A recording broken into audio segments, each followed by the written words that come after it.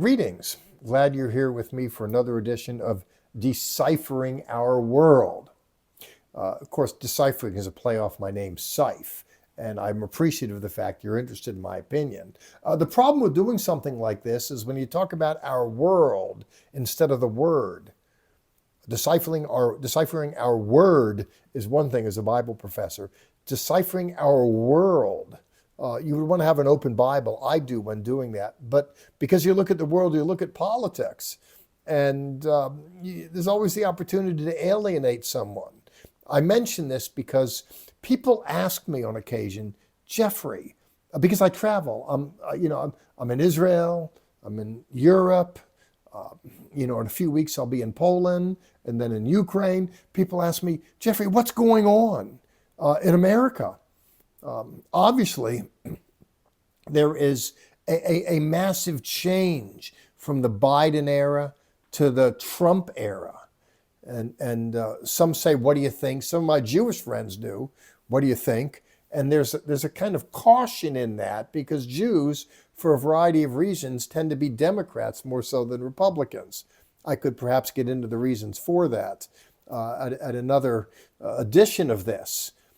People say, Jeff, you're of Jewish extract. Yes. Are your friends mad at you for being a believer? No, they're mad at me more so for being a Republican. But what interests me when people ask me, what's going on in your world over there? There really is a shift. There's a change.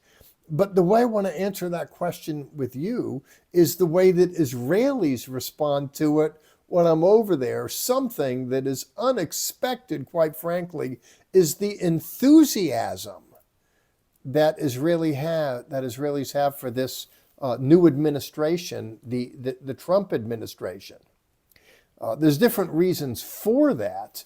One of the reasons for that is Israelis have long observed that you can't just pander to wicked people. You can't buy your way into their heart. You can't talk their way into the heart. You can't politically strategize your way into people's hearts when you're just bent on evil. That what's respected over there is strength. And whether you love him or hate him, Donald Trump represents that. And that's the language that is understood in the Middle East. Now, I don't glory in being strong. I personally would much rather be more genteel and kindly disposed in my overall manner, quite frankly. But I know that some people respond to force. That's necessary to get the job done. And I mention that to you not as a theologian, but I have another world behind this fancy suit. I bought the tie in Cambridge University up there, along with the vest.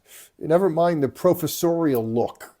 In another world, I served as a police officer, and I got news for you. Sometimes, whether it's a car chase or a foot chase, that at the end of it all, when belligerents encountered me, they didn't run into a rabbi, reverend, or a professor. In fact, it's not uncommon. I'm saying this with a little twinkle in my eye that after you have an incident, what happens is the commanders review the body cam footage. And so, I'm involved in a struggle, in a fight or something. And I've heard it said more than once afterwards when the supervisor reviewed it, he'd say, my word, Jeffrey, I saw a side of you that I never saw before.